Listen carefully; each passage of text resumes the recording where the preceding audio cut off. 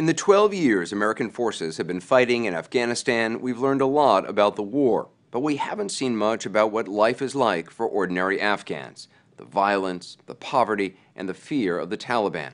About a year ago, we began to hear stories of a massive migration out of Afghanistan, a journey being made by thousands of Afghan children, some as young as 9 years old.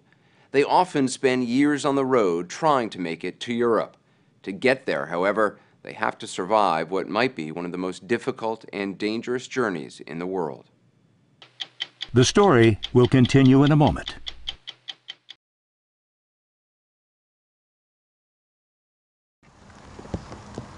You see them all over Europe, small groups of Afghan boys searching for a better life. Tired and hungry, these Afghan kids are on a Greek island trying to find a bus to Athens. Just one more stop on a journey that's already taken some of them years. Police find them hidden under floorboards and vans or smuggled in secret compartments in trucks. Kids fleeing Afghanistan now make up one of the largest migrations of children in modern times. Starting in Afghanistan, the boys go through Pakistan, Iran, then Turkey and Greece, and onward to countries throughout Europe, what can be a 10,000-mile journey across 6 mountain ranges and 2 seas. Over the past year, we've interviewed dozens of Afghan boys at various stages of their journey. Though they come from all over Afghanistan, their stories of why they're leaving are strikingly similar. In Afghanistan, they're all bullets, guns. People used to kill people for no reason. I couldn't follow my dreams there. I didn't have any future. We are not safe in Afghanistan. You know the condition. There is always there is a killing, bomb blasting. Ali Hassan's father was killed in Afghanistan. He fled with his 2 sisters and brother when he was just 11 to Iran, where he began working in a market. We came from Pakistan to Iran illegally. Then me and my 2 sisters and my small brother. He worked for 2 months in Iran until the day he found out his siblings were caught by authorities and deported. My neighbors, they told me that police came here and took your family and they deport to Afghanistan because we don't have any paper. So I'm nervous, I'm crying. You didn't know where they had been sent? I don't know anything. I was thinking that if I go to Europe, maybe one day I will find my family and I will bring here. We will live a better life. If a person lives with his family, it's the best life ever. If a person live lonely, like me, like other boys, it's too difficult. He says an Iranian man he worked for in the market paid a smuggler to bring him to Europe. The journey would take 4 years. At one point, he was hidden in a refrigerated truck. We are in freezer. 2 days, 2 nights, and 4 hours. I was in container. After 52 hours, I'm totally freezed. I can't shake my hand, my foot. On that time also I was thinking that maybe I will die. You thought you were going to die? We are like animals for smugglers. And they slapped us, sharp, sit down. Otherwise I will kill you here, no one knows. And you believe them? They have big knife. They have guns. For money they can do anything. For money. Money fuels this migration. Some kids, like these Afghan boys who are employed in a bakery in Peshawar, Pakistan, have to work for months or even years along the way to pay the smugglers. The trip can cost as much as $15,000. Many of the boys who leave come from Afghan families that have land they can sell to pay for the trip. Most of the world feel that after 10 years of intervention in Afghanistan, things have got so much better. Whereas actually most children there don't go to school. They don't have any future. They don't see any hope. Alexandra Fazina is a British photojournalist based in Pakistan who spent 5 years documenting these journeys. She's creating an ongoing photographic record of some of the thousands of boys who left Afghanistan last year. This journey that they're embarking on, which is of course highly dangerous, is almost symbolic of just how desperate people are over there. I mean, all along the route, of course, the boys are very, very vulnerable. They are robbed, they are kidnapped, but many of them are actually being kept by some of the smugglers as sexual slaves. Wazir Gul's family sent him out of Afghanistan at 13 to escape the Taliban. He says he often saw smugglers sexually abusing boys. I haven't been raped, but other boys with me were raped. What would happen? The smugglers used to drag the boys out from the room and hit them with a pistol or with a knife. The boys couldn't do anything.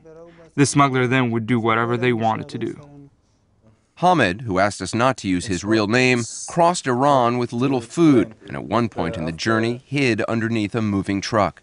You remember everything that in your life, when you're in that moment that you think that you're going to die, you remember everything. He was arrested in Turkey for illegal entry and jailed when he was 15. So you're 15 and you're in an adult jail? Yeah. What was the worst part about the prison? To not seeing outside, I think so, because I was about to go crazy in that jail. Because it felt so, I don't know how to describe, but I felt like a dead person. He managed to escape and fled to Greece. But getting into Greece is one of the riskiest parts of the journey. Smugglers save money and time by taking the boys, most of whom don't know how to swim, at night in small boats. This overcrowded boat was intercepted by the Greek Coast Guard. Stop now! Many boys die on the crossing. Several months ago, 21 Afghans drowned off the Greek island village of Mytilene. Their bodies and the few possessions they had washed ashore. We went to Mytilene's cemetery and found their graves. No one knew the boys' names, so they were simply assigned numbers. The sole survivor of the accident is a 17-year-old Afghan named Murtaza. It was his 9th attempt to cross into Greece. This is what I would say to the boys still in Afghanistan. Don't come towards Europe. It's 100% death. Europe is not what many of the boys expect. In Greece, where economic turmoil has fueled riots, there's little sympathy for unaccompanied Afghan minors. The government rarely grants kids asylum. Police routinely throw them into detention centers like these with adults. I was with adults bigger than me. Hyatt was just 9 when he was detained in Greece. They took us to a prison and they took the other people's fingerprints. They didn't take mine. They told me you're too small to take your fingerprints. After 60 days, he was released and told he needed to return to Afghanistan. He gave us a sheet. He said, you have to get out of this country in that day. If you don't, we can catch you again and then deport you. Hyatt managed to escape to England. He's now 11 and has been granted asylum. Ali Hassan got stuck in Greece for months. He was never arrested, but says he was beaten by police in the port city of Patras. They beat us a lot. Why did they beat you? Why you are here? That's what they were asking. They are not thinking that I'm a 14, 15-year boy. I'm a small boy. They have a big shoes. It's very heavy. They are very big. And they beat us a lot. As difficult as the journey is, very few ever willingly turn back. Even when they're forced to scrounge for food and sleep in abandoned buildings and parks.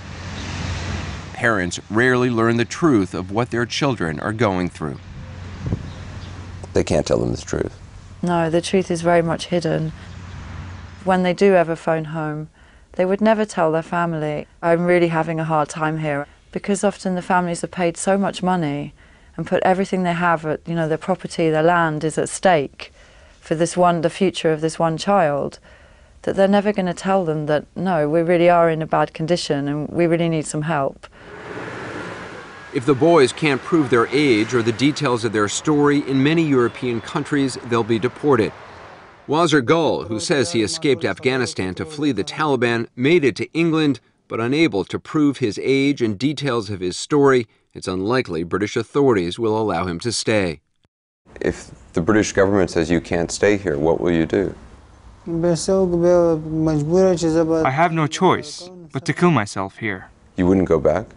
If I go back to Afghanistan, I know I will be killed. So I wait. It's best to die here. The country that grants asylum to the highest percentage of unaccompanied Afghan minors is Sweden, a place that is about as far removed from Afghanistan as possible. Over the years, the journey for thousands of Afghan teens has ended here in Stockholm Central train station. Moved by their plight, the Swedish government has granted the teens asylum, giving them free accommodations, education, even financial support to begin new lives. Last year, nearly 2,000 Afghan minors were granted asylum here. Hamed was one of them. He's now enrolled in high school. So is Ali Hassan, who's 15 and already fluent in Swedish. After 4 years on the road, he now lives near Stockholm in a government-run group home with other Afghan boys. Swedish people is, for me, the best people. For me, they feel us. They feel you. When they look, they are laughing. They are like, "Hey, how are you?" This is the goodness of the Swedish people. They are feeling us. Ali Hassan just discovered that his brother and sisters, deported from Iran 4 years ago, are alive and living as refugees in Pakistan. He doesn't want them to make the same difficult journey he made, but hopes one day they'll all be reunited. I'm thinking that now I am alive. Now I am alive, that my heart is beating now, because something I hear that my family is alive. You felt alive because you knew for the first time that they were alive. Now I'm going to school and I'm trying to learn something, to do something for my family, for myself. Nothing else. It's nice to see you smile. Thanks.